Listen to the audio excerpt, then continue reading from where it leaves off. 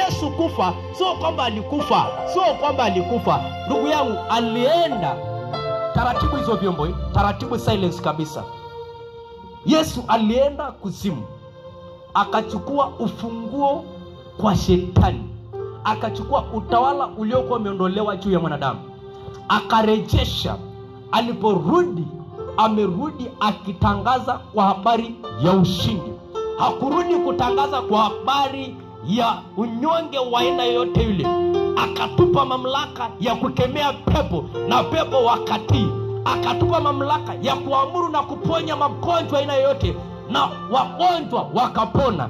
Na akatupa mamlaka ya kumkataa shetani na uasi wake na wakala wake, nao pia watakimbia.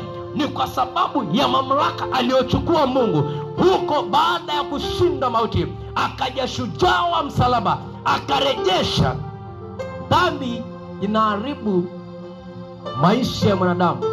Mwenye dhambi anakimbia pasipo kufukuzwa.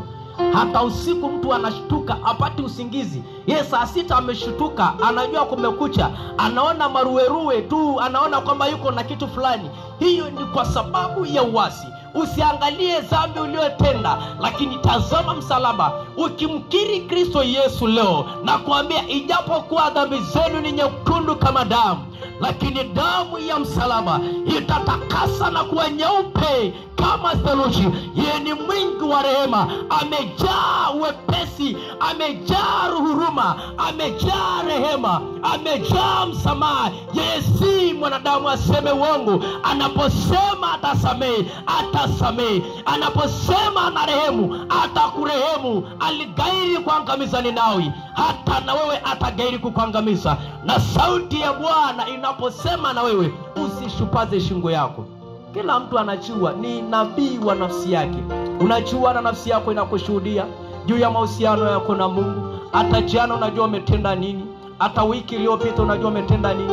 Unajua maisha unayoishi, unajua uhusiano wako na Mungu. Muda mwingine unaona kabisa hapa haiendi sawa. Wengine wanasumbuliwa na mapepo, wengine na nguvu za giza, wengine ni ugonjwa. Wacha nikwambie, hakuna mtu aliyozaliwa na ugonjwa. Hakuna aliyozaliwa na ugonjwa. Hakuna aliyozaliwa na ugonjwa. Lakini ugonjwa inapata nafasi kwa sababu ya mashtaka ya uasi. Shetani anapata nafasi ya kukung'ang'aniza. Lakini unapompokea Kristo Yesu, kuna nguvu ya damu ya Yesu, kuna nguvu ya msalaba, inakuja kuharibu mipango ya shetani, inaharibu hila za shetani. Hebu chukua nafasi hii kuifikiria. Naomba tusogee.